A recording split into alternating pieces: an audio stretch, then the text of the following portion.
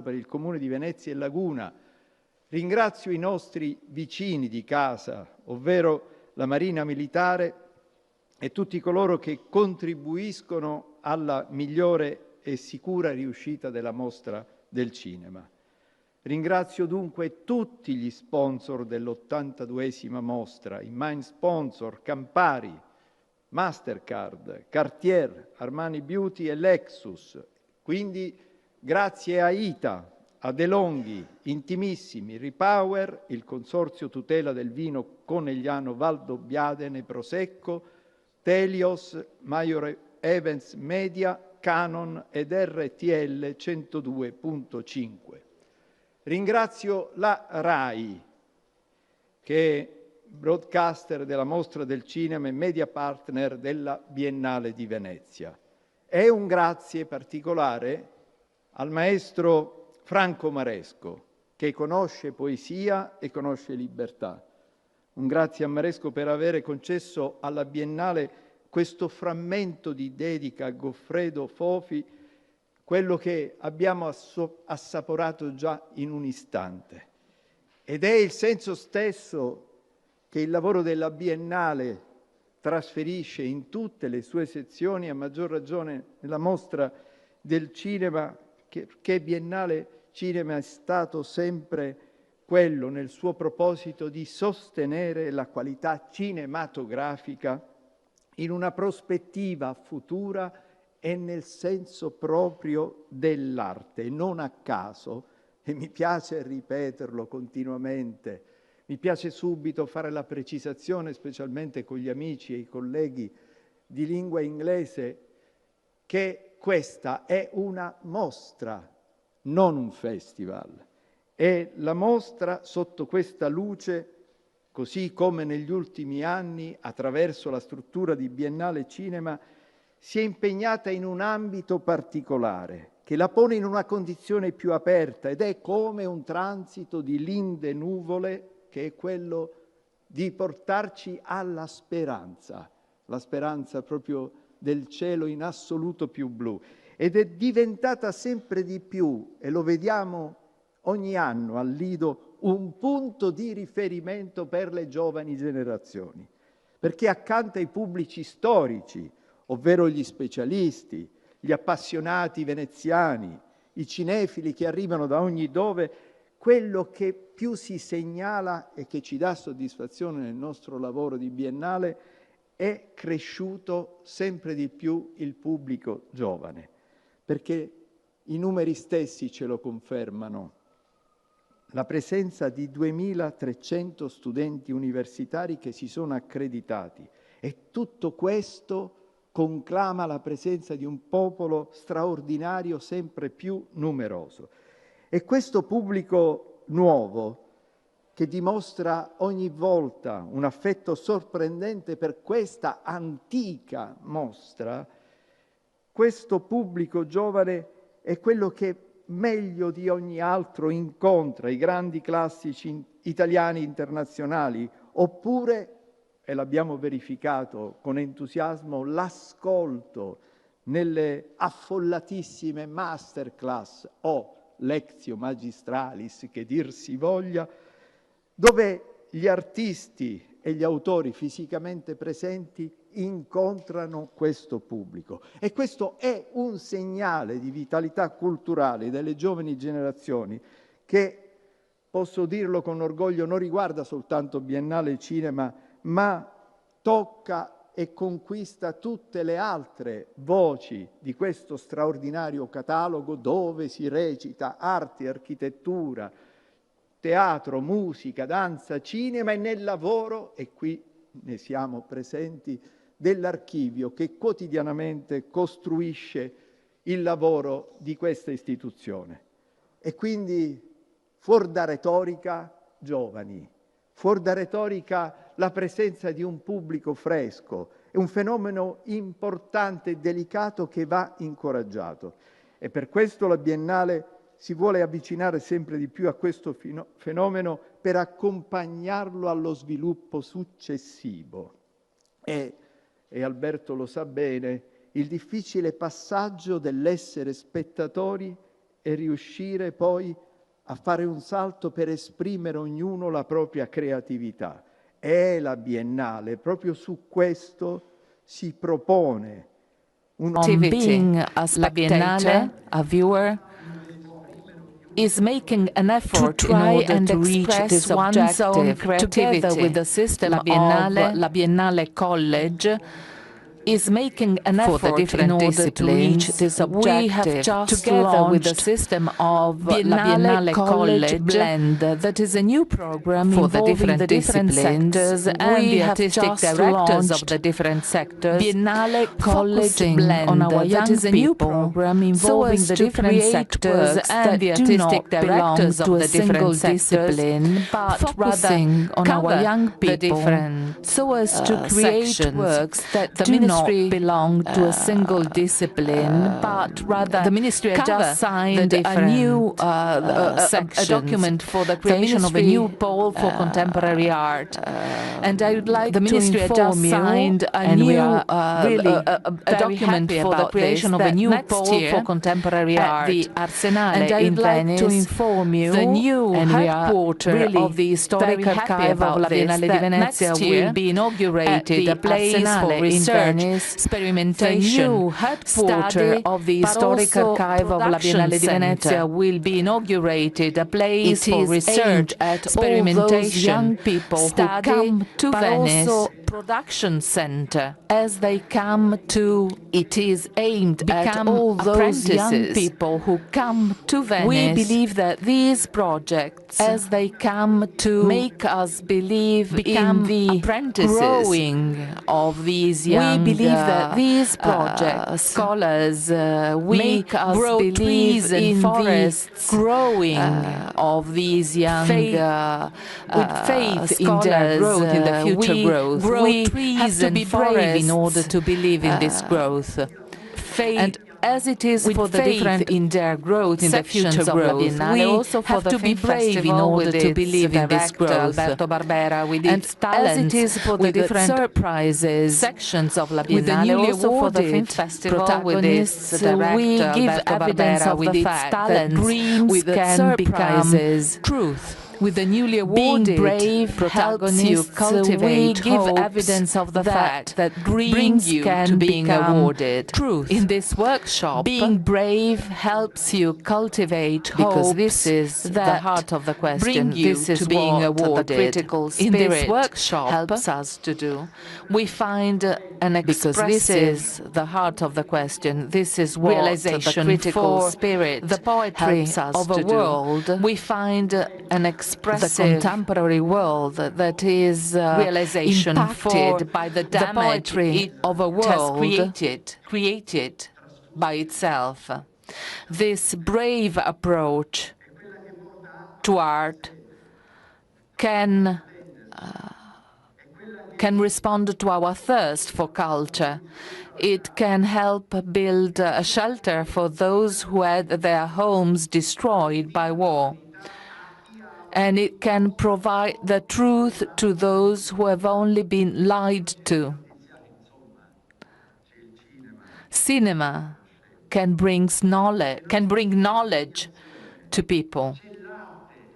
We have art that can give back conscience to all of us who are like ostrich hiding our head in the sand of indifference. Working with La Biennale, sitting and watching the other making their best efforts for the realization of this Biennale, I heard some rehearsals of, I thought of the verses of a song, Povera Patria, of 1991. And I was surprised by the fact that in 1991, the poet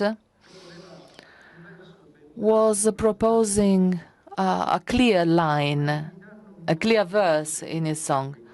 Aren't you troubled by those bodies on earth without any heat? This was written in 1991. He didn't know that in our cell phones, in the information networks, those bodies would become something we are used at, something we have become indifferent to, something we can neglect. I know that in Alberto Barbera's work, we will have a forging of knowledge, a forging of culture, the basis for an active citizenship in our thinking community, with the sky of freedom above us, freedom to allow us keeping our feet, and I'm quoting Raffaele Fior, in order to keep our feet on clouds. Thank you, Alberto. Thank you all.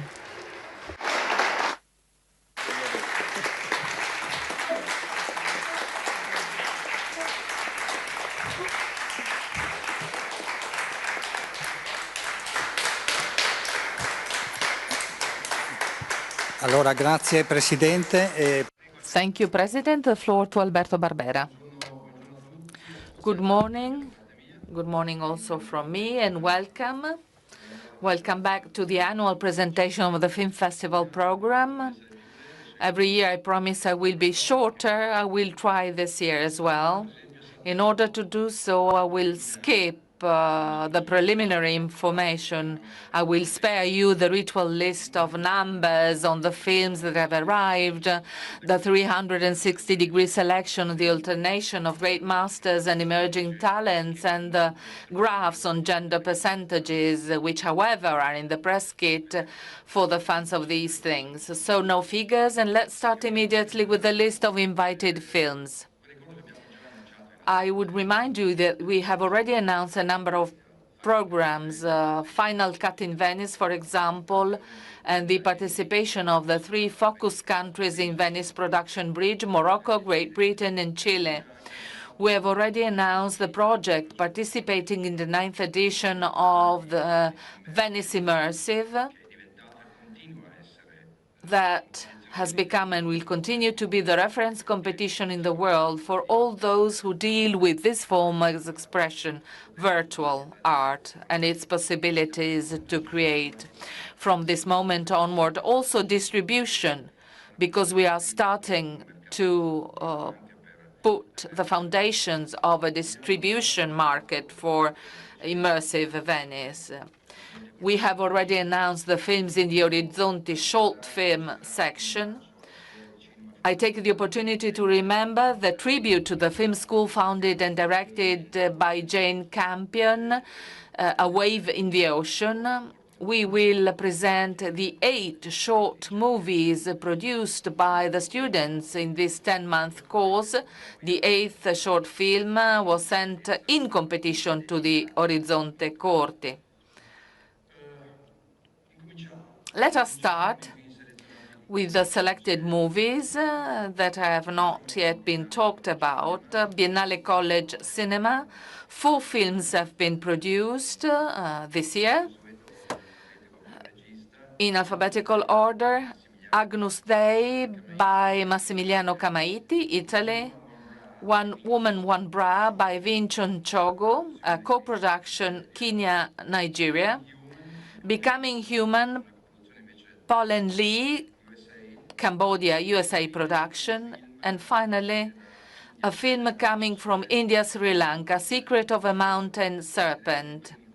We will see this during the first 4 days of the film festival. Each movie was made by drawing solely on the financial support made available by the grant made available by the Venice Biennale, which consists of 200,000 euros for each movie.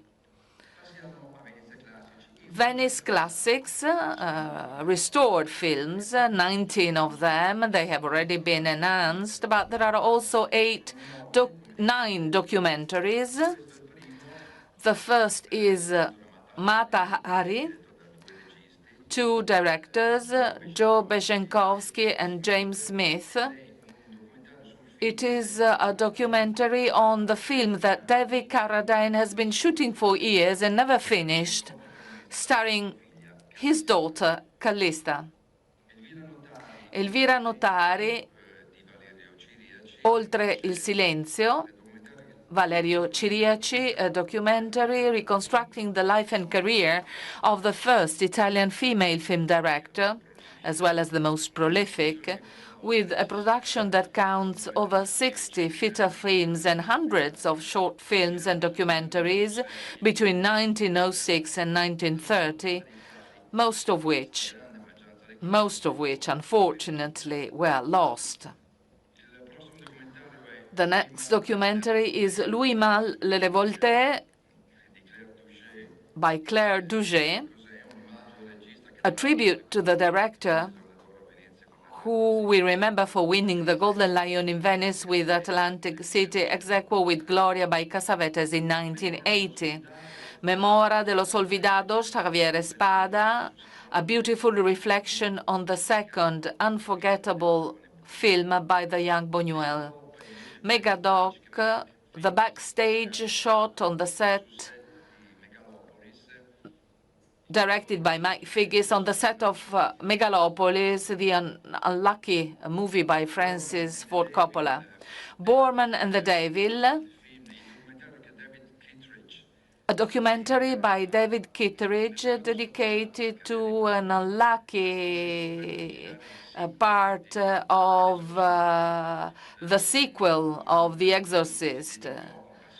Borman spent his time on this project that is one of the biggest commercial failures for Warner Brothers, but it is also a reflection on creative freedom and the value of a visionary filmmaker like Borman, often misunderstood. Holofiction. A few more words to explain this very strange movie realized by Mikhail Kosakowski. It is a 100-minute film essay with music and no dialogue, which reconstructs the history of the Holocaust using only fragments, very short fragments, of over 3,000 films and series released between 1938 and today, which staged the genocide of the Jews. An 8-year work which finally sees the light and questions, in a radical way, the representability of the Holocaust, which is the great question. Sangre del Toro by Yves Montmayor is a passionate and celebratory portrait of one of the most visionary directors of contemporary cinema, Guillermo del Toro. The Ozu Diaries by Daniel Reim, an exciting reading of passages from Ozu's diaries while the images of his film scroll. Following section, Spotlight, Venice Spotlight, a new title for this section.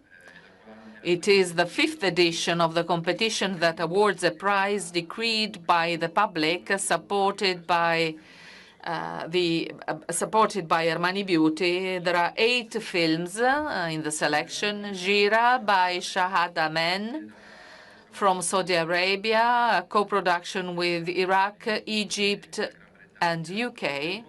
It is the second film by the director, who won an award at the SIC in Venice in 2019 with Scales. It is a road movie through Saudi Arabia, starring a grandmother and a granddaughter searching the other granddaughter who fled to try and expatriate while they were on the way on pilgrimage to Mecca. Un Cabo Suelto, Daniel Handler, who is a writer and author in Uruguay, well-known, a director, writer, and actor, well-known in South America. The film takes place on the border between Argentina and Uruguay, and the protagonist is an Argentine police officer who is an Uruguayan police officer who is fleeing his country, pursued by law enforcement. It is not a thriller, but a comedy imbued with subtle humor. Made in EU, Stefan Komandarev, the director, well known in his country, made himself known to us with his previous film, Blaga's Lessons, in Orizzonti in 2023. The new film is set in a mining town where the real emergency is the poverty that reduces the workers of a textile industry of an Italian entrepreneur to accept unfair conditions in order not to lose the only possible job, inspired by real events against the backdrop of the COVID pandemic. Pozzi Ponciroli had made a name for himself for a beautiful Western, Old Harry, out of competition in Venice in 2021. This time, the director sticks to the conventions of gangster movies, but with a radical choice: to tell the story without a single word of dialogue, and he succeeds, let me tell you, in doing this. La hija de la Española, a film co-directed by Mariana Rondon and Marite Ugas. You will remember Mariana Rondon, who presented her first film, Pelo Malo, in 2013 in Toronto, and then won an award at the Turin Film Festival. His third film is the transposition of a novel telling about violence, desperation, and cruelty in Caracas, devastated by the regime. Abra le Corps, a first movie by a Swiss director, Marie-Else Sguardot. It is the story of a 15-year-old girl, Emma, against the backdrop of the Second World War. She discovered that she is pregnant following a rape and challenges the repressed rural Protestant community to emancipate herself with determination from the moral hypocrisy of the village. Calle Malaga, Marianne Touzani, one of the best directors in Morocco. She was in Cannes with the previous The Blue Kaftan, that was also distributed and successful in Italy.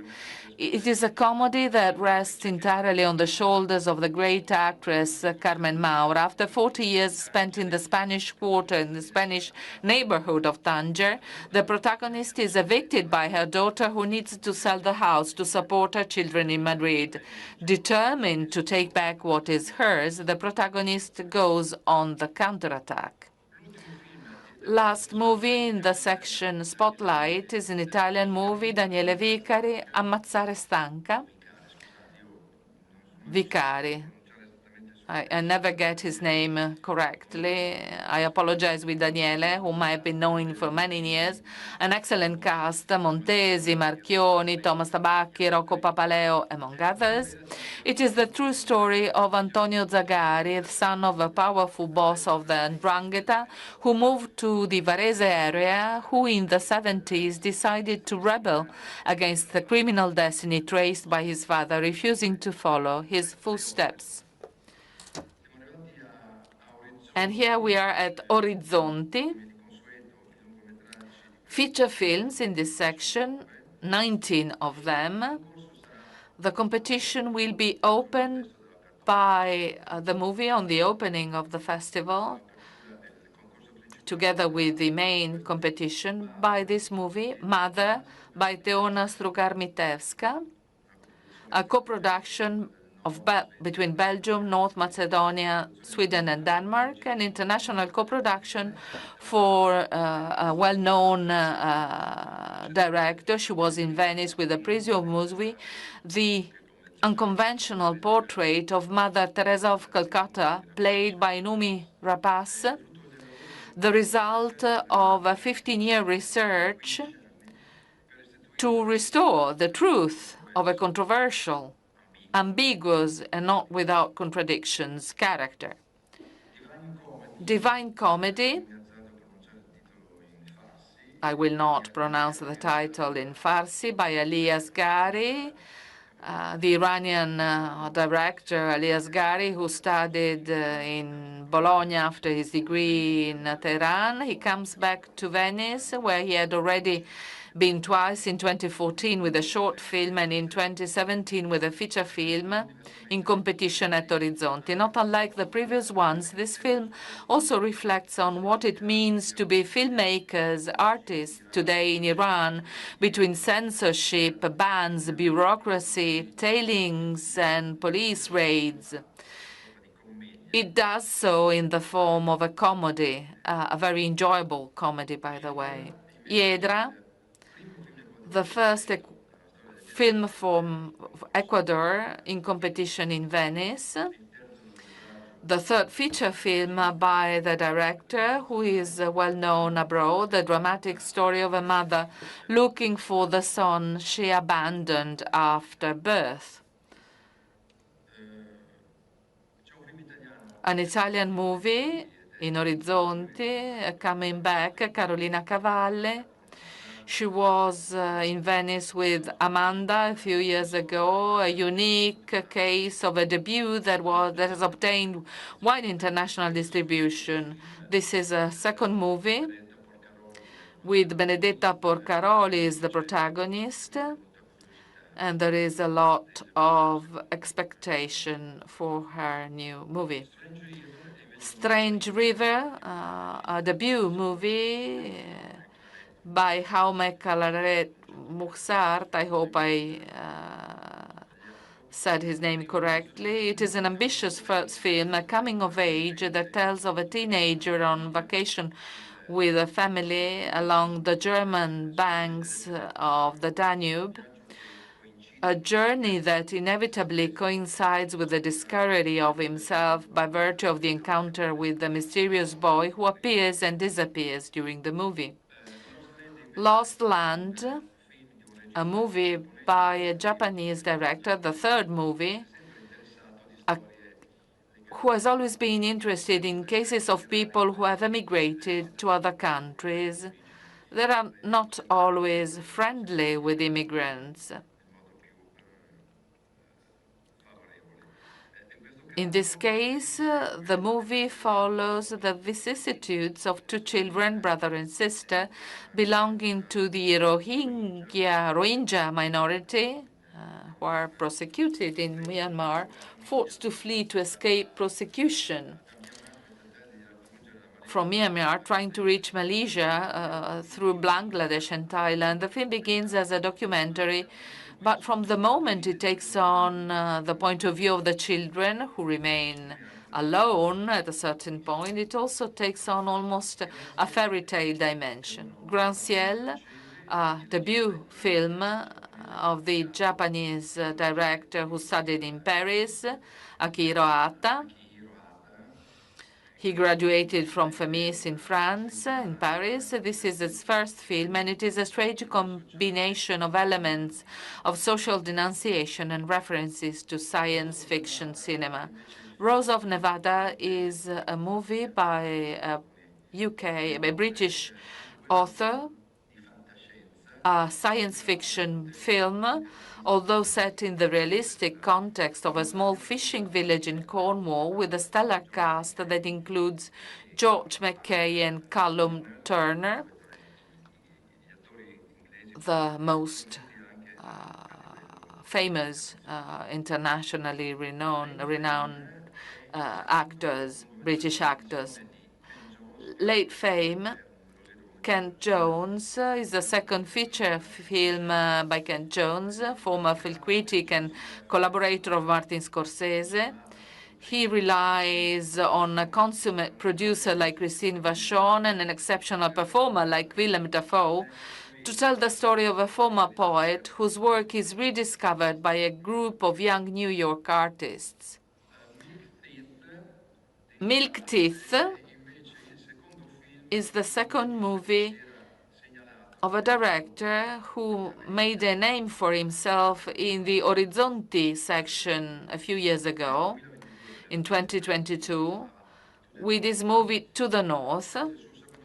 This new film, much more complex and mature, is set in the late 80s, just before the fall of Ceausescu, and take its cue from the disappearance of a little girl to reconstruct the climate of oppression and hypocrisy of the regime.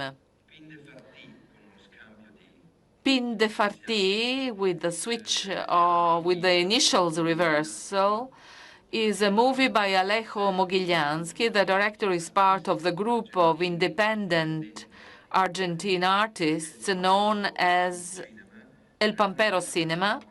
3 years ago, we made the acquaintance of the beautiful movie by Laura Citarella, Trinke Lauken. You certainly remember it. She's coming back as an actress here, and the title, with the initial reversed, refers to the theatrical test by Samuel Beckett, Fin de Partie, a starting point for a triple original interpretation. Father is the third movie by Teresa Notova, who won an award for the best film at Locarno in 2022 and won an award for best work in progress at the MIA in Rome last year. I do not want to spoil anything because you have to be surprised by the unexpected narrative of this story. En el Camino by David Pablos, a Mexican director who was in competition at Horizonte with his first movie, La Vida Después, in 2013. He returns with his fourth film, an original love story set in the most violent part of Mexico between truck drivers and drug traffickers near Ciudad Juarez. Song of Forgotten Trees is a debut movie by a young Indian director, Anuparna Roy, who tells with great delicacy and sensitivity the story of two modern female roommates in Mumbai, forced to measure themselves daily with the irreducible machismo of a society prisoner of behaviors and habits that are difficult to eradicate. The second Italian movie by Laura Samani, Un anno di scuola, based on the novel by Stuparic. While the novel was set in Trieste in 1919, Laura Samani sets it in Trieste in 2007. It is the second movie by Laura Samani after the promising debut of Piccolo Corpo, which was at SIC in Cannes in 2021. Gaston Solniki comes back to Orizzonti for the third time between fiction and the documentary, a Viennese trilogy. Willem Dafoe is the manager of a historic hotel that fights to avoid the closure decided by the new owners of the hotel. Barrio Triste is the first feature film by Stills, a photographer and director of Colombian origin, well known for his music videos, many of which are extremely innovative, many of which were made with Bad Bunny, who also appears in the film. The film is partly related to the late Harmony Korine. From Thailand, Human Resource, the debut film of this Thai director. I will not dare to pronounce his name, Nawapul Tarom Grattanarit. His first movie had been financed by Biennale College Cinema in the first edition of Biennale College. After a few commercial works, Nawapul has come back with a film of great stylistic and formal rigor, which reflects on the problem of the world of work in an advanced capitalist society. The last movie in the Orizzonti section is Funeral Casino Blues, a bizarre movie by Roderick Varich, He's the co-writer of a movie that was in competition in Venice in 2023, The Theory of Everything. This movie, as a first film as a director, is entirely set in Bangkok, a sentimental melodrama, a film of social denunciation,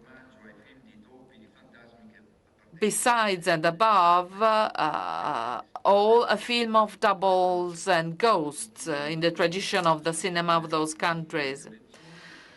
This was for the Orizzonti competition, and then we have out of competition, starting with the 3 short films we are presenting out of competition.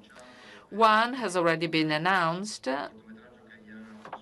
It is the short by Jan Arthus Bertrand that will be screened at the pre-opening of the Venice Film Festival, together with the restoration of Queen Kelly.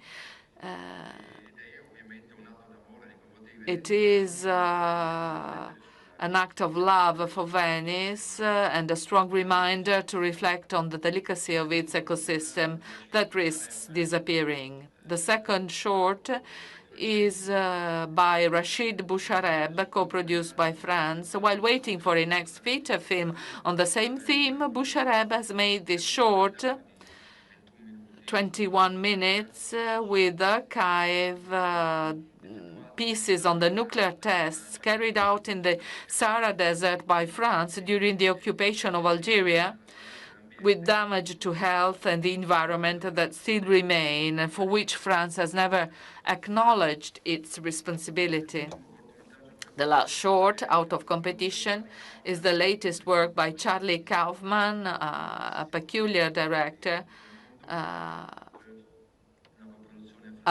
co-production between US and Greece, shot in Athens, How to Shoot a Ghost, a visual and sound poem following the ghost of 2 young people who had disappeared, a queer Lebanese translator and a half-Irish photographer. In the words of the director, they wander the city together, finding consolation in the difficult beauty of life and its consequences.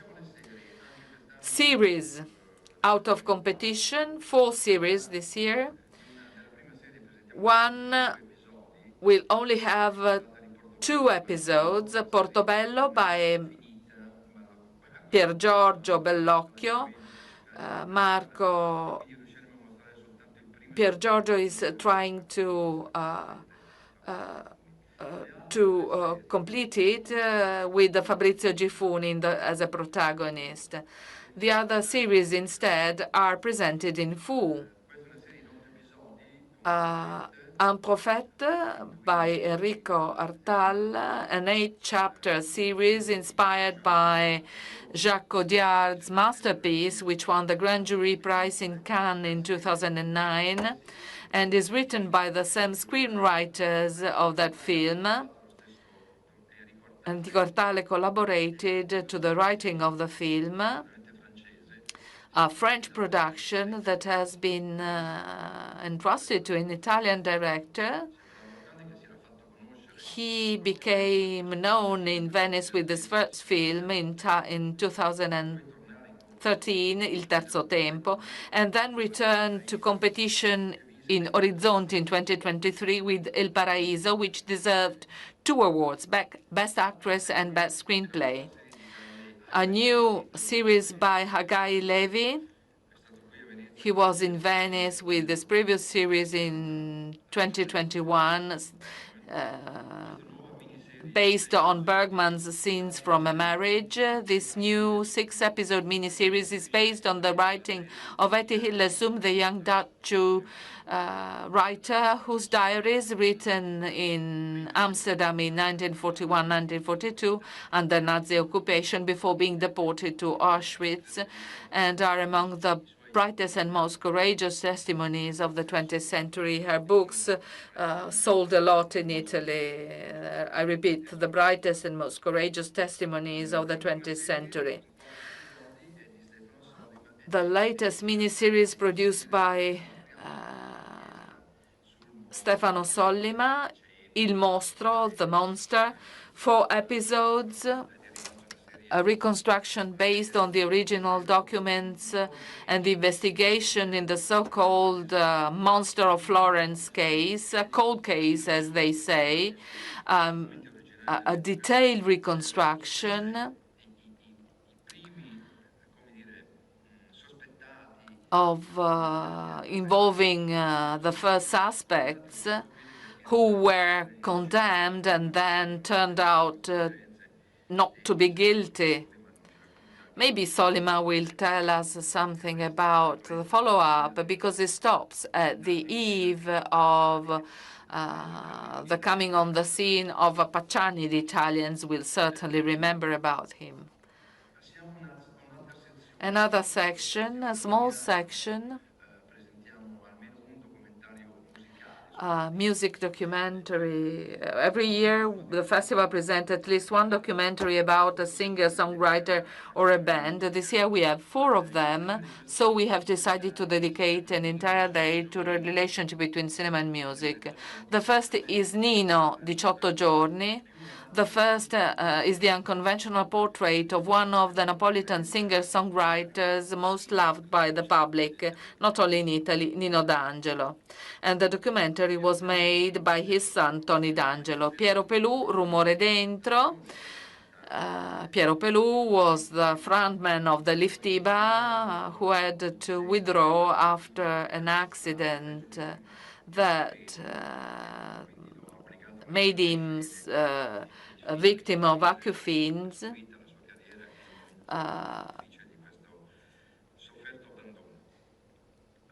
He's subjected to tinnitus, and he had to retire from the scene. Newport and the Great Folk Dream is an editing of unpublished archive footage that reconstructs the history of the legendary Newport Folk Music Festival between 1963 and 1966 that came back to success after the movie by James Mangold in his biopic on Bob Dylan. You can see the legendary performance of Dylan himself, legendary performances by Dylan, John Baez, Pete Seeger, John Cash, Peter Paul and Marys, and many other singers more or less famous who made the history of American folk music. This archive footage was saved by a collector, Joey Lauro, but the movie is edited and directed by Robert Gordon. And the last of these 4 documentaries on cinema and music is Nevergreen Francesco De Gregori. He made a series of concerts in a small theater in Milan, 250 seats. The title is Nevergreen because he decided to replay a series of songs from his past that had never been particularly successful and therefore had become Nevergreens. And contrary to what he usually does, De Gregori introduces the songs in public and creates duets with other singers, Malika Yan, Elisa, Giovanotti, Ligabue, Zucchero, and Amedeo Bianchi. Out of competition, non-fiction, many documentaries, 15, more than usual, a sign that this segment of audiovisual production is growing, both in terms of quality and attention from the public. And we can only be happy about this because documentaries are really excellent in this section. We start with an Afghan director who lives in the Netherlands today, Abuzar Amini, Kabul Between Prayers, an observation of the daily life of a young Taliban who leaves the countryside to serve at an armed checkpoint in the capital controlled by the Taliban. We discover that his only desire is to be able to become a martyr one day, and his younger brother is educated in the same cause. Ferdinando Scianna, you need no presentation. Ferdinando Scianna is one of the best-known Italian photographers. He was the first to be admitted in the Magnum agency in Paris. The documentary is by Roberto Andò, as Scianna was a source of inspiration for him, as Andò himself was for Tornatore. Mark by Sofia is the portrait of the designer Marc Jacobs. Sofia Coppola has been a friend of his for a long time. She reconstructs his career and the years when both were young, the New York Nights and the street show organized with Spike Jonze by Sofia Coppola herself, a very lively documentary. I Diari di Angela, capitolo terzo, the third chapter of the reconstruction by Yervan Chanikian with his wife Angela Riccilucchi. She disappeared a few years ago. They portrait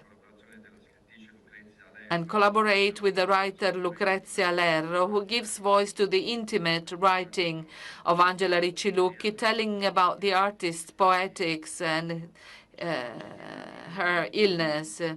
Janikian points out that it is a political movie. What is personal is political, they used to say in the past, and so it is easy to understand why we can say this about this movie. Ghost Elephants, we decided to tribute the Golden Lion for a lifetime achievement to this director, who continues to work. We will have the world premiere of his latest documentary, Ghost Elephants, in pursuit of the tracks of a mysterious herd of ghost elephants in the jungles of Angola. As exciting as a thriller, as is often the case for Herzog's documentaries. They seem to be fiction, sci-fi movies. Jiang Kei, My Father and Gaddafi, a documentary co-produced. She's the daughter of the greatest political opponent of Gaddafi, a human rights activist. She reconstructs his life and his disappearance at the hands of the Libyan dictator with the use of rare and precious archival film documents showing the responsibilities of Italian colonialism in Libya and the atrocities committed against the local population. The Tale of Cillian, the new documentary by Tamara Kotevska. She had earned a double Oscar nomination with the previous film, Honeyland. This new work stages the story of a farmer and his unlikely but real friendship with the stork in the country where there is the highest number of storks in the world, against the backdrop of the economic crisis of agriculture in North Macedonia, which has forced many farmers to emigrate in search of work. Nuestra Tierra, the long-expected new movie by Lucrezia Martel, a documentary that is co-produced by Argentina, US, Mexico, France, Netherlands, and Denmark. It took many years of work, both to complete the necessary research and to find a complete form to reconstruct the case that revolves around the murder of Javier Chocobar, an indigenous man killed in 2009 in the province of Tucumán by white men trying to expel the indigenous community from their land for a mining project, a case that became famous in Argentina for a trial that is reconstructed in the movie. And Lucrezia Martel contributed to shed light on this dramatic episode in the history of the country. Remake by Ross McIlwee is the latest documentary of a director who was in Venice years ago with 2 documentaries, both starring his son Adrian. The new film is a complex and painful reflection on the dramatic events that led to the death of his beloved son, and at the same time on the value of images, his position as a director, and the incredible story linked to the proposal of a remake for one of his most famous films, Sherman's March, that Howard Weinstein made to him many years ago. Kim Novak's Vertigo by Alexander Philippe, realized on and with Kim Novak. It is thanks to Alexander that we got in touch with Kim Novak, who was attributed the 2nd Golden Lion for Lifetime Achievement. Alexander Philippe last year won the award for the best film on the film The Texas Chainsaw Massacre by Toby Hopper. This is a portrait of this extraordinary interpreter. Cover Up by Laura Poitras. She doesn't need any presentation. She won the Golden Lion in Venice in 2022. It is a portrait with Mark Obenhaus, a portrait of one of the most famous American investigative journalists, Seymour Hersh. Not many know about him. He's shy and obsessive. It took many years to convince him to stand in front of a camera. Seymour Hersh is the author of the most important reports in the 1950s in the U.S., starting from his research on chemical weapons trials in the 1950s, banned by Nixon in the following years, but also the famous the famous story of My Lai, the massacre of My Lai with Abu Ghraib, or the numerous misdeeds in South America by CIA, and many others.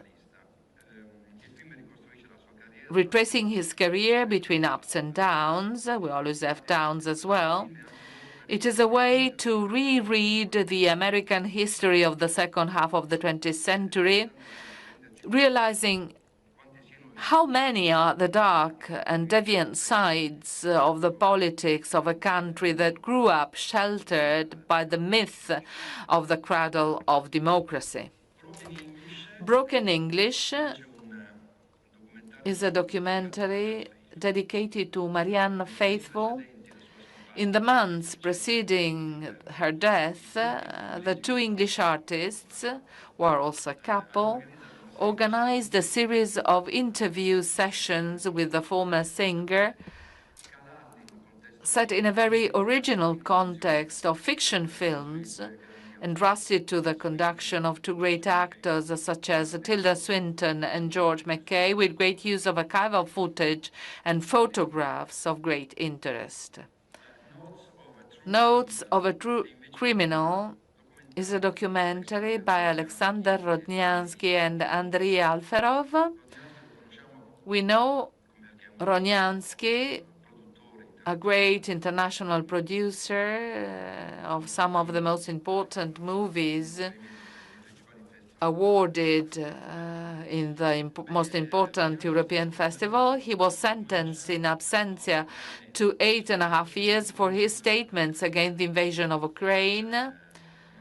Rodiansky was born in Kiev, but he lived in Moscow for many years. He had his company there. He was forced to run away from Russia, not to be jailed. With this documentary, he tells the stories through archive footings of the Second World War. Documentaries, his own documentaries and images from scientific films directed by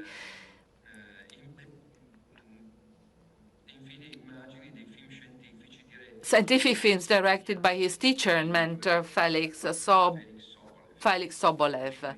The film is very personal and becomes a Soviet counter-story, which begins with the tragedy of Babin Yar, passes through Chernobyl, and reaches the beginning of the invasion of Ukraine in 2022. Alexander Sokurov is back in Venice after many years with a monster movie, a 5-year-long documentary, Director's Diary. Sokurov, between 1961 and 1995,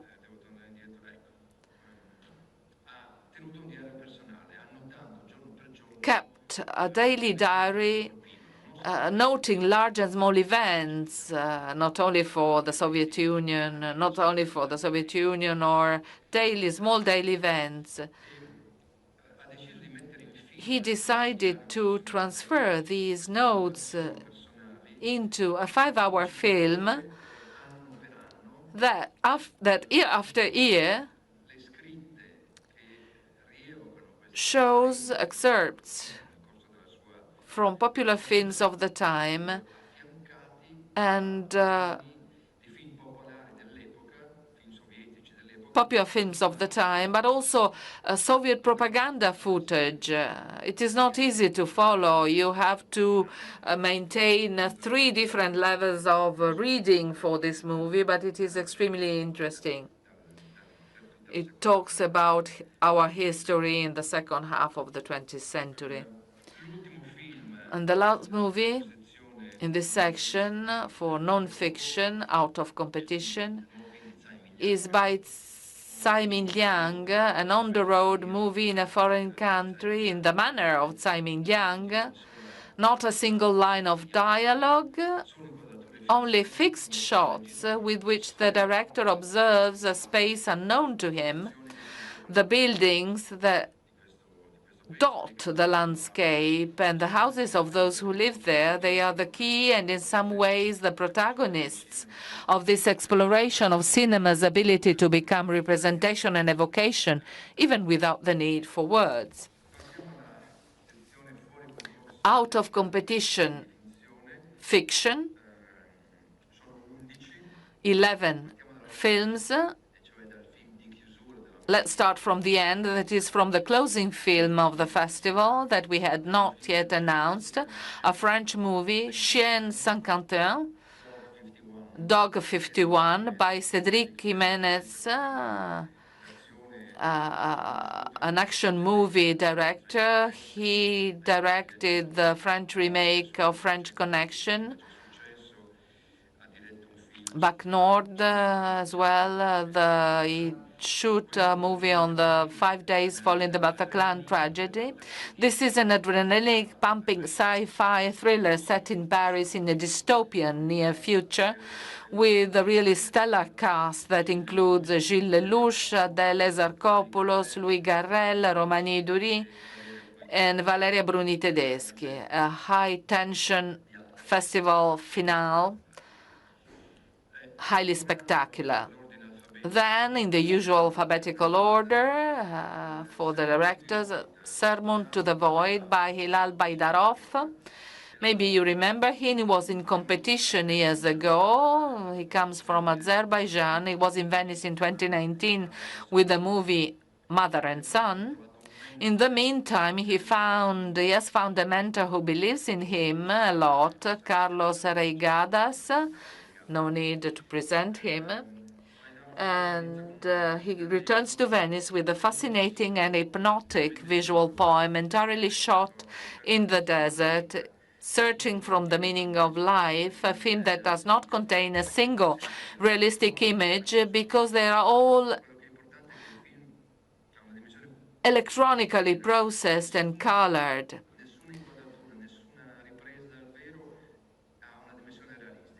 There are no realistic images. They're all processed and treated electronically, accompanied by a reiterated reflection in the form of a narration on the vanity of the world and on the need to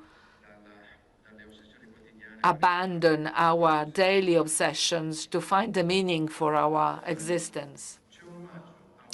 A tribute to one of the masters of Italian cinema by Antonio Capuano, one of the masters of Sorrentino, 85 years old. He continues to make films consistent in his search for a non-conformist cinema, contrary to the conventions of beautiful writing, in search of a truth that manifests itself in the artifices of the mise-en-scène. The theme is the undeclared war of men on women under the pretext of contending for a child after separation in the face of an inadequate judicial system. The two protagonists are Teresa Saponangelo and Vinicio Marchioni. Another Italian movie out of competition, the new movie by Andrea Di Stefano, Il Maestro.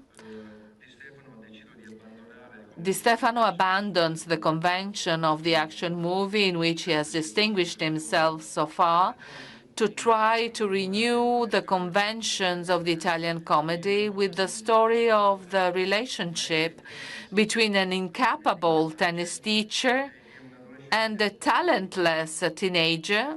Pierfrancesco Favino is perfectly at ease in the figure of a loser defeated by life, but the real revelation is the boy, surprising Tiziano Menichelli. We will certainly see again in other films because he is really extremely good. Although this is the beauty film. After the Hunt,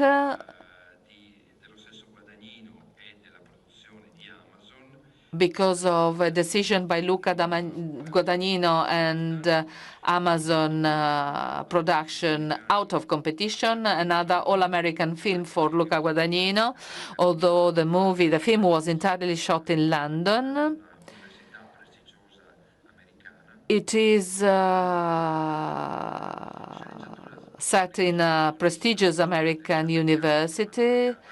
A young American actress, Nora Garrett.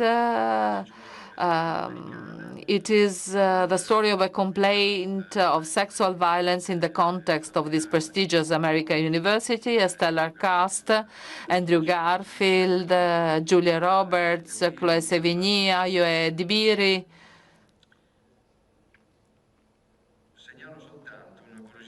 Allow me to tell that this first time that Julia Roberts will step on the red carpet of the Venice Film Festival, so we are very happy to have her in Venice.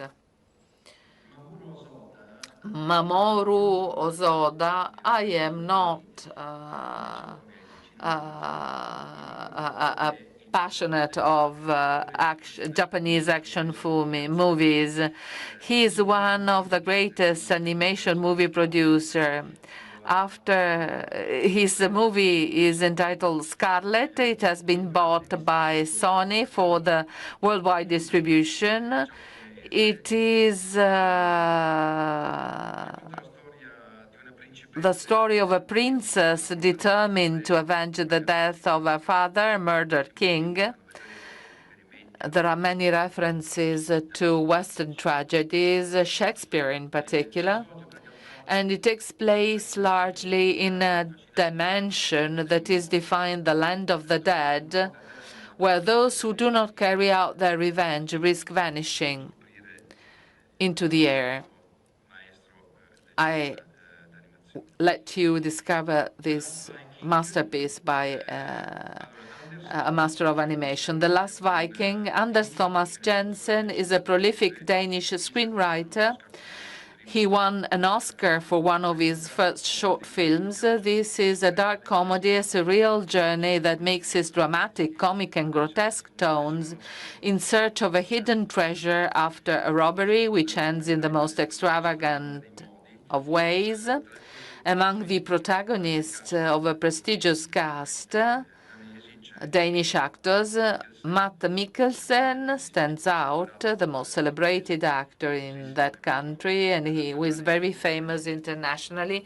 He comes back to Venice. He was here last year with an out-of-competition movie. In the Hand of Dante, a movie that is being talked about, that has been talked about for 2 years, the latest movie by Julian Schnabel, long blocked for a dispute we are not going to talk about. It was blocked by this dispute between the author and his financiers. The film arrives in Venice without the cuts that had long been threatened, 2 hours and a half. Most of the movies this year, with just one exception, last from 2 hours 15 minutes up to 2 hours 30 minutes. This is the new international standard, which is quite concerning, I must say, also for those who have to program the movies, because packing all of them in our agenda is quite a problem. But we will manage also this year. This movie is based on a cult novel published in 2002. Was shot largely in Italy with an extraordinary cast: Oscar Isaac, Gerald Butler, Martin Scorsese, Jason Momoa, Al Pacino, John Malkovich, Franco Nero, and Gal Gadot. It is at the same time a journey in search of the original manuscript of the Divine Comedy with unexpected crime story implications, but it is also a journey through time to find Dante and his search for the literary and sentimental absolute. Another Italian movie out of competition by a young director, one of the most promising young Italian talents, Paolo Stripoli. He made his debut with a genre movie, a horror movie, last year. He is shooting now a movie with a prestigious cast. I will not spoil the plot. You will discover it yourself. Suffice it to say that we are in a quiet mountain village that hides a terrible secret. In Venice, it will be one of the 2 Italian films, Mezzanotte, at midnight. Gus Van Sant, it is the happy return of one of the protagonists of independent American movie. He had been absent since 2018 because he made television in the meantime. It refers to something that happened in reality. A broker who was a guy kidnapped the director of a loan agency, denouncing that he had been scammed and demanding compensation and apologies. The protagonist is Bill Skarsgård, but there is also an important interpretation by Al Pacino. We are happy to have Gus Van Sant back to cinema with a beautiful movie. The last movie in this section out of competition, it is the last Italian movie out of competition, Orfeo, a debut movie by Virgilio Villoresi. Virgilio Villoresi, Tuscan by birth but Milanese by adoption, is an appreciated director of experimental films, music videos, and commercials for major fashion houses. He is well known abroad. He makes his movies with artisanal animation techniques inspired by the cinema of Jan Swartzmeyer, Zeman, and McLaren. Even this last film, based on the unfortunate, at least for the time, comic poem by Dino Buzzati, It is an entirely self-produced and self-financed movie, a bit in the manner of Coppola, if you pardon the comparison. It is made by contaminating live footage and graphic animation that aims at visual effects of great suggestion and originality. It is the second Italian film at midnight, mezzanotte. Last section, 21 films in competition this year, one less than last year. I always hope I can manage to go down to 18 movies, but every year I have to exceed that number.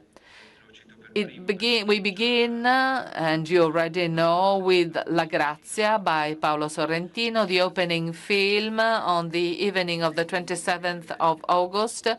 I am not anticipating anything so as not to spoil the surprise of a movie that really bets on its originality. In alphabetical order, another expected movie, The Wizard of the Kremlin, by the homonymous novel by Giuliano da Empoli, with a screenplay written by Assayas himself and Manuel Carrero, who also appears in the film in a quick cameo. As I imagine you all know, the film tells the irresistible rise to power of Putin through a fictional character of his spin doctor, played by an extraordinary Paul Dano, while Putin is an equally impressive Jude Law. Also, this movie is 2 hours and a half. J. Calais, the new film by Noah Baumbach, the third movie in competition in Venice by Baumbach, a comedy written in collaboration with his wife, Greta Gerwig, and shot largely in Italy. At the center, a successful actor in an identity crisis played by George Clooney in a great shape, and at his side, many actors, Adam Sandler, Bill Kudrup, Laura Dern, and many others. Kauter Ben Anya had emerged in Orizzonti with the first movie. She was in competition 2 years ago in Cannes. She's back to Venice with this movie, The Voice of Hind Rajab, one of the movies that will most impress the audience and the critics. And I hope there will be no polemics.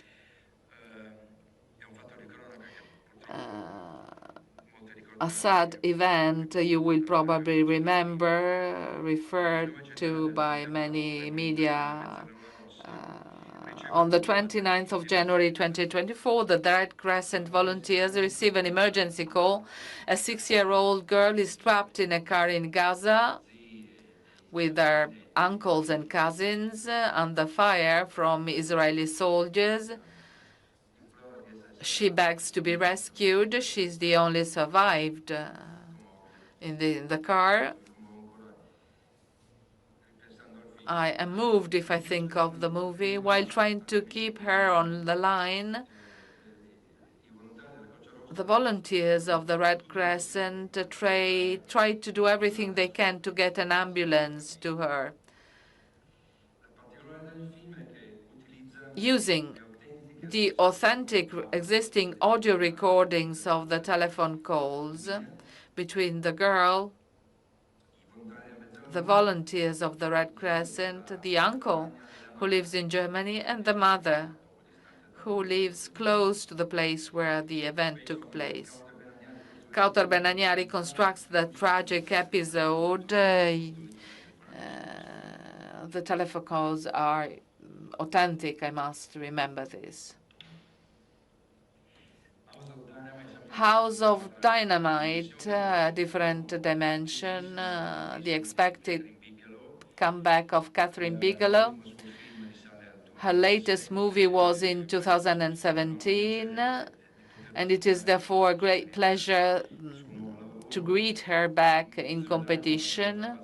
Revealing something of the plot would be doing a disservice to the film, which works on the fears that are as contemporary as possible, those related to the senseless use of atomic weapons. The evocation of the possibility of a nuclear catastrophe, however, is not produced through exhibited carnage, but in the daily details of lives being broken.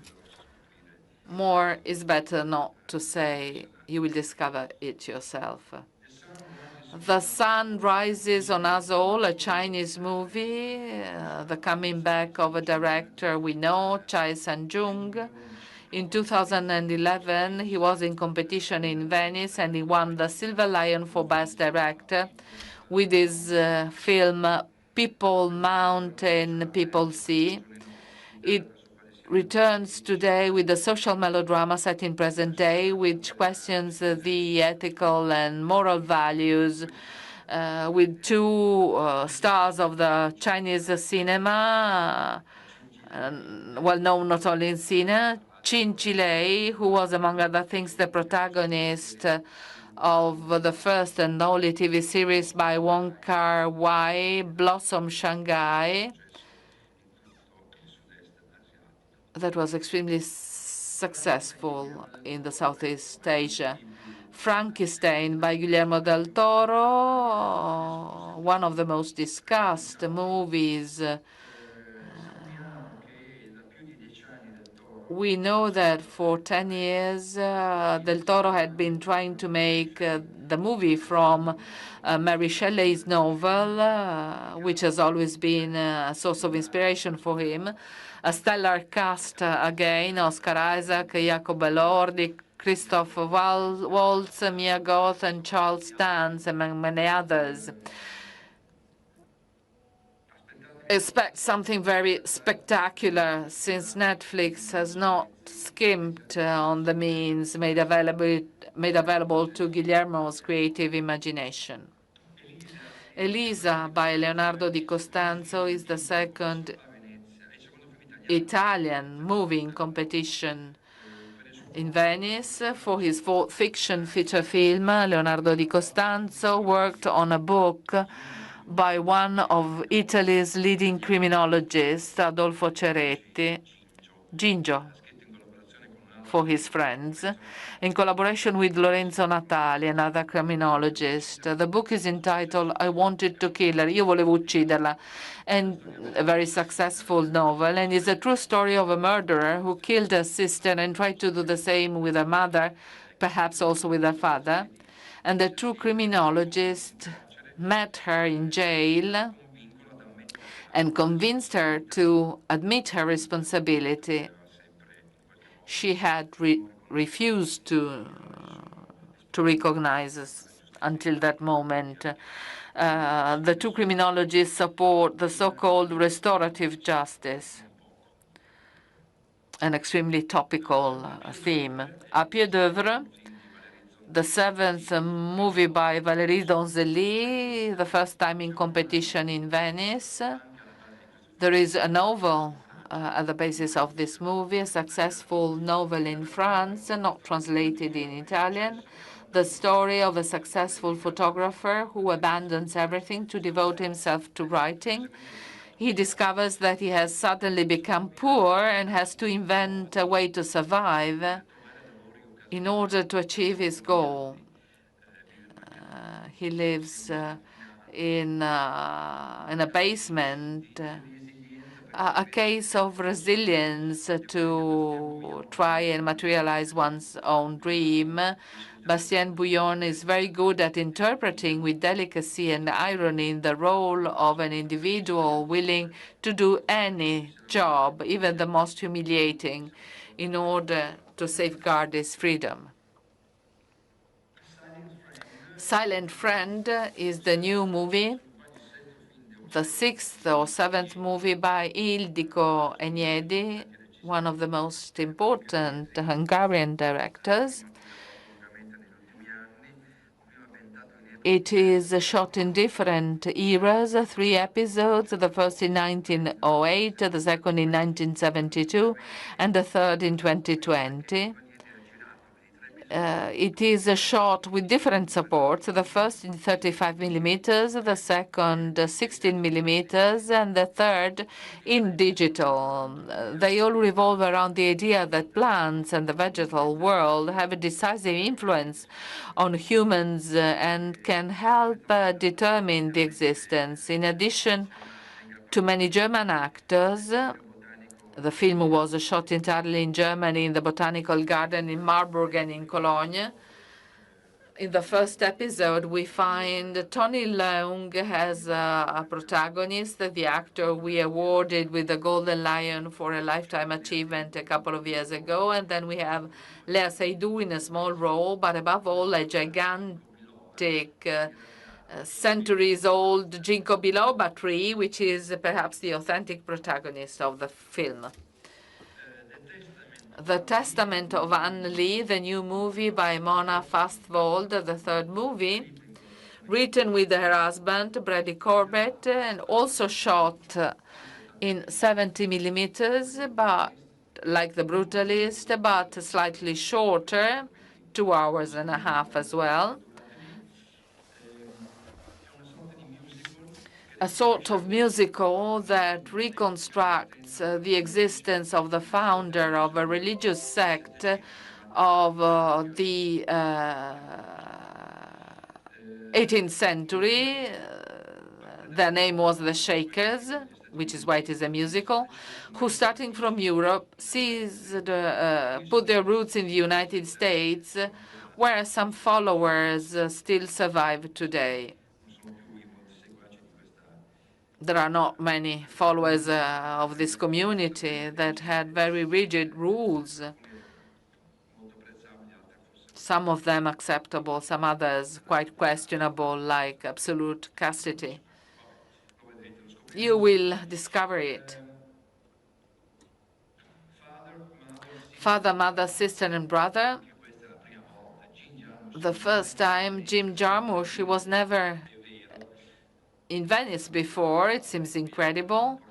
I tried to bring him to Venice in the past years, but Cannes had always prevailed. We managed to have him this year. We are particularly happy because it is a 3 episodes movie with an incredible cast, with Kate Blanchett, Adam Driver, Charlotte Rampling, Tom Waits, Vicky Krieps, India Moore, and Lika Sabat, and many others. Useless to tell you the story in the movie. It deals with the family relationship, parents and children, with irony but also tenderness, as is typical of Jarmusch. Bugonia, a much expected movie announced on the media. Yorgos Lanthimos was in competition in Venice 3 times, winning a Coppa Volpi for Best Actress, Olivia Colman for The Favorite, and the Golden Lion for Poor Things. This is the remake of a Korean movie of 2003, not too well known, which is why I will not spoil the story of the movie. It is a sci-fi story with lots of surprises. The protagonist is Emma Stone, her 3rd collaboration with Lanthimos. Not the last, I think, as well. And the other Italian movie in competition is Duse by Pietro Marcello, who returns to Venice after Martin Eden, with which Luca Marinelli won the Coppa Volpi for his best performer. He returns with a film about the last years of Eleonora Duse, played by a magnificent Varelia Bruni Tedeschi, with his most ambitious film for Marcello, the cynic reinvention of the past and its protagonists, Leonora Duse, Mussolini, D'Annunzio, is reflected in the use of authentic archive footage, which is usual in Marcello's movies, but this time they are used in a truly extraordinary way, with the long journey of the body of the unknown soldier that crosses Italy from the Alps to the Vittoriale in Rome, where it was buried, and it follows the evolution of the events and the attempt of Duse to go back to theater. Un film fatto per bene, the fourth Italian movie in competition this year. Franco Maresco is also back. He was in 2019 with La Mafia non è più quella di una volta, that earned him the special jury prize. The pretext of the film is the film never made about Carmelo Bene, although it is a movie about Carmelo Bene, and you will see. The text is a long, self-ironic and bitter reflection on his personal obsessions, the inability to finish the films. He has started the contempt for what Italian cinema has become, the desire to escape and isolate himself from a world in which he does not recognize himself. Speaking of unfinished films, you have seen at the beginning the images dedicated to Goffredo Fofi. You will see other images at the end of this press conference. And then you will see a third excerpt during the film festival, parts of an unfinished movie. Maresco started a few years ago on and with the Goffredo Fofi that was interrupted and not yet edited. We hope the movie will be finally produced. If you want to stay here at the end of the press conference, you see another 5-6 minutes dedicated to Goffredo Fofi. Goffredo bellissimo. Orphan by Laszlo Nemes. He started with a film in competition at Cannes, Saul's Son. Another film in 2018 in Venice, Tramonto. Orphan is perhaps his most personal film to date because it is based on his father's memories. And perhaps for this reason, Nemes renounces some of the characteristics of his cinema, the long and enveloping sequence shots that he had seduced us with for his first two films, to choose a straight and hard path of a story set in the days immediately following the Hungarian revolt against the communist regime. But it is a movie about the story of this boy who still waits for his father, who had disappeared during the Second World War. He has to come to terms with another possible father. The second French movie, the third French movie in competition is L'Étranger by François Ozon. We must recognize the courage of Ozon for having decided to attempt a new film adaptation of Camus' novel after that of Visconti in 1967 with Marcello Mastroianni in the role of the impassive protagonist. In this case, the role is entrusted to Benjamin Voisin, one of the most talented young French actors. Unlike Visconti's film, this film is in black and white, but I leave it to you to discover other differences. Park Chan-wook, another movie that was given for granted in the Italian selection. Park Chan-wook was in Venice 20 years ago with this film that concluded this trilogy on revenge, La di Vendetta. This movie is taken from a novel by Donald Westlake, The Axe. Costa Gavras had based his 2005 movie, Headhunters, The Axe in English. In short, it is a story of a manager who lost his job, and 2 years later, he decides to eliminate all competitors for the new positions he aspires to.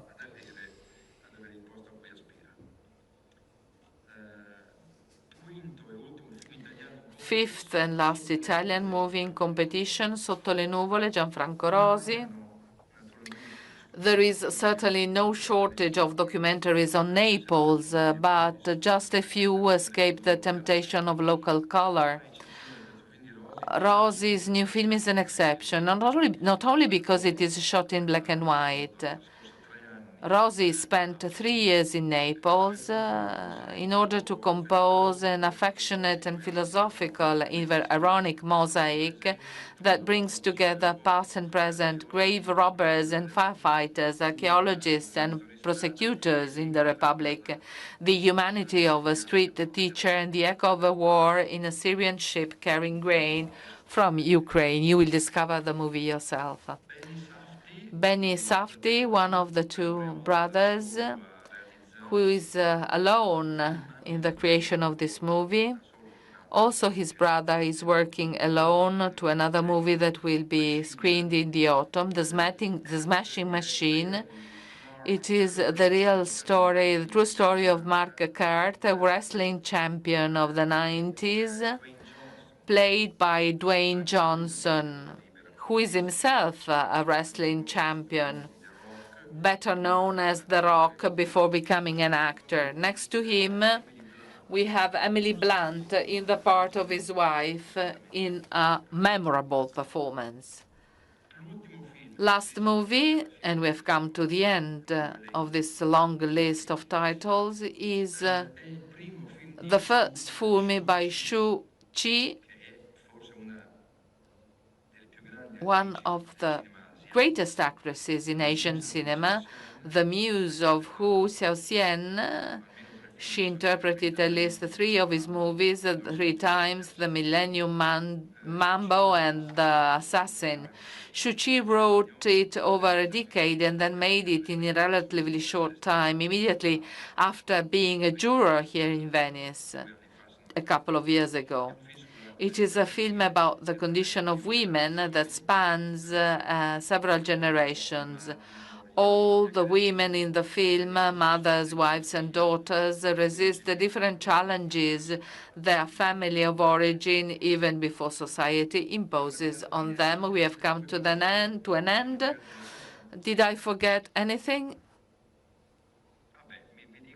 They tell me that Jean Jarmusch was in Venice in 2003 with coffee and cigarettes out of competition. Many years ago, I must say, my memory is not so strong. A couple of things. First of all, my thanks. President Buttafuoco started by thanking everybody at the beginning of this press conference. My gratitude goes to President Buttafuoco, who has supported me in these 2 years of activity, granting me full freedom of movement and selection. I want to thank Andrea Del Mercato, the best general manager of La Biennale, although he's very shy, Deborah Rossi, who also directs the Historic Archive for Contemporary Arts, my assistant, Angela Savoldi. You know her better than me because she's sending letters and messages. So when they get the invitation, she's thanked by everybody. The group of people who supported me in the research and selection of the films, we started at the beginning of January. I cannot mention them all, as I cannot mention all those who work in the cinema office. All the girls, they are almost all girls in the cinema office. They are fantastic. Without them, there would be no festival. So my gratitude goes to them. I want to thank Pascal Dio, head of the Venice Production Bridge. I want to thank Savina Neirotti, who manages the Biennale College Cinema. I want to thank Michelle Reillac and Liz Rosenthal, without whom there would be no Venice Immersive competition. Alessandra Speciale, who holds the strings of Final Cut in Venice, and finally, special thanks to Paolo Lughi, our precious head of the press office.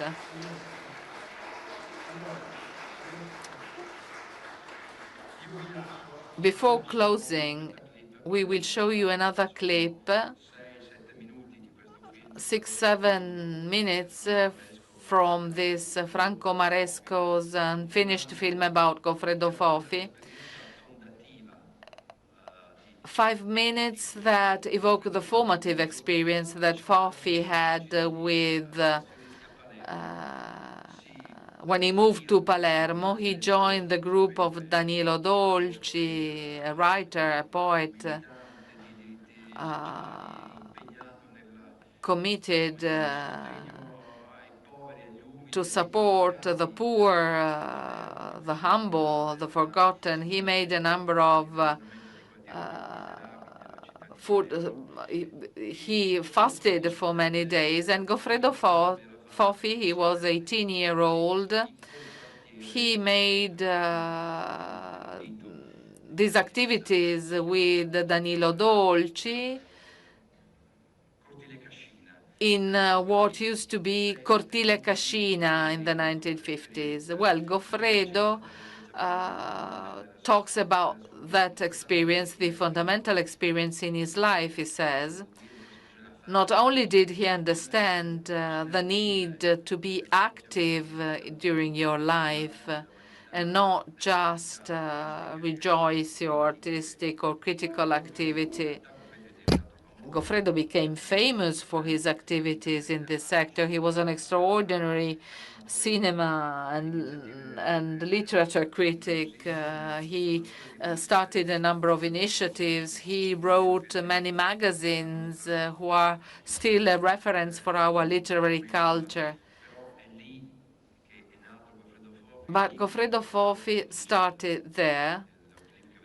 And as you will see in this clip, he would have always liked to go back there because rather than vanity as an intellectual, what was really important for him was his being a person, an active person, fighting against everything and everybody to give a meaning not only to his life, but to his human dimension, who is part of the society where many people live in total neglection. I invite you to the pre-inauguration of the film festival with the 2 films I already mentioned, the Bertrand's documentary on the Venice Lagoon and the restoration reconstruction of the latest movie by Erich von Stroheim, Queen Kelly, accompanied by an ensemble of 8 musicians playing score composed for that occasion. Thank you all for the attention and see you soon, I hope.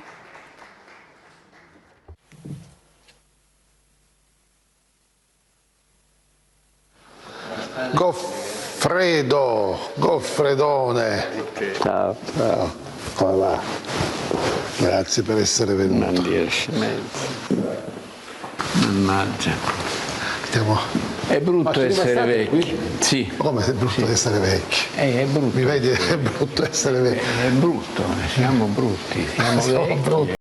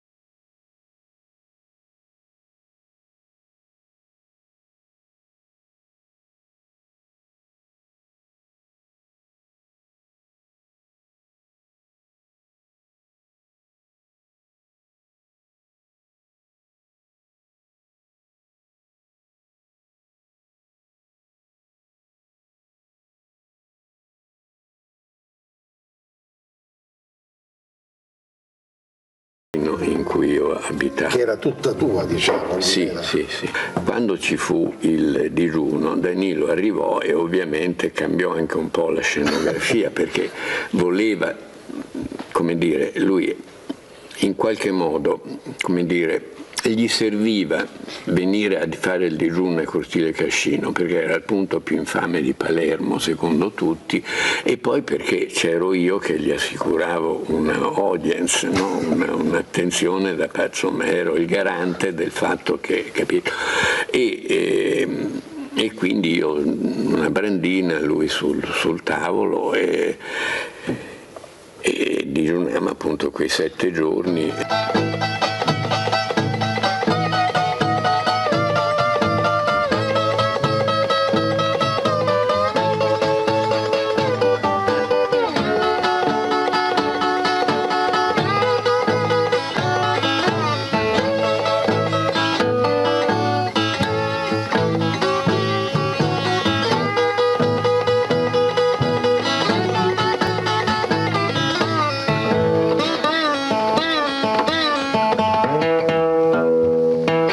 I primi giorni tu soffri la fame, poi entri in un altro stato in cui non te ne frega più niente di mangiare.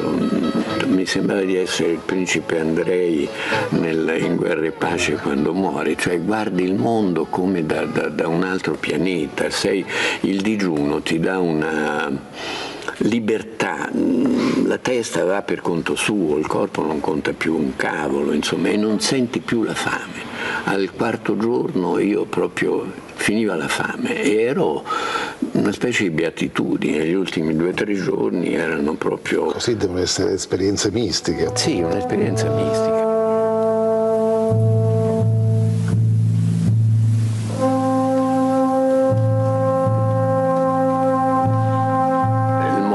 Chiave della mia esperienza al Cortile Cascino è stato in una baracca a 2 passi dalla mia, più grande perché era una famiglia numerosa eccetera. Muore una bambina, facciamo una specie di veglia.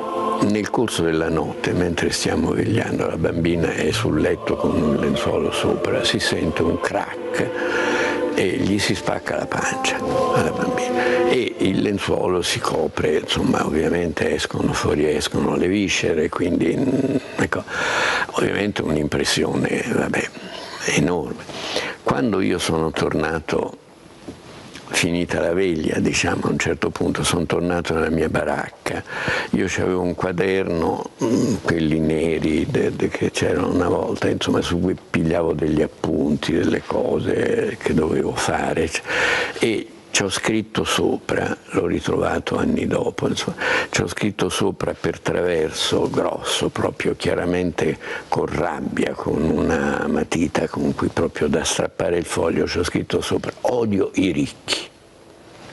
Che mi fa impressione ripensarci, però ti ripeto, per me di tutto quell'anno lì, quello è stato il momento chiave, proprio perché lì ho detto qui no, i bambini devono morire, che cazzo, no?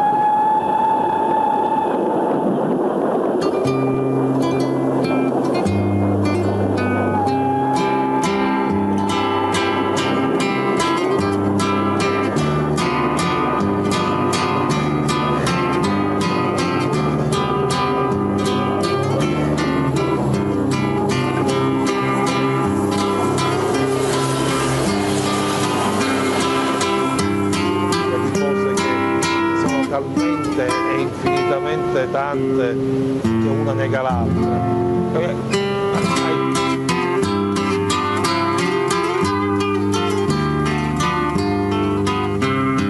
Come si chiama? A Spadaro, il papà di... Senti, ma quanto tempo mi torturerai? No, non ti preoccupare, adesso ci riposiamo.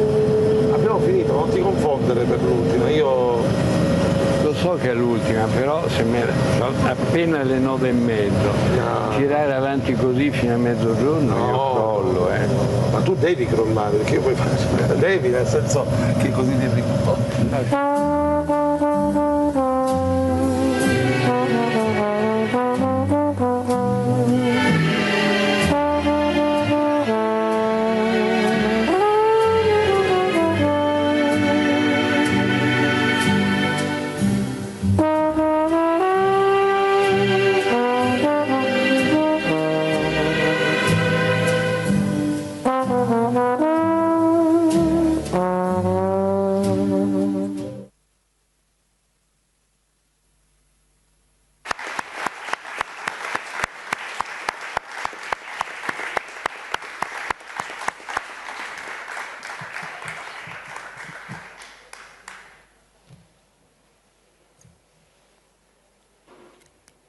Finita, eh?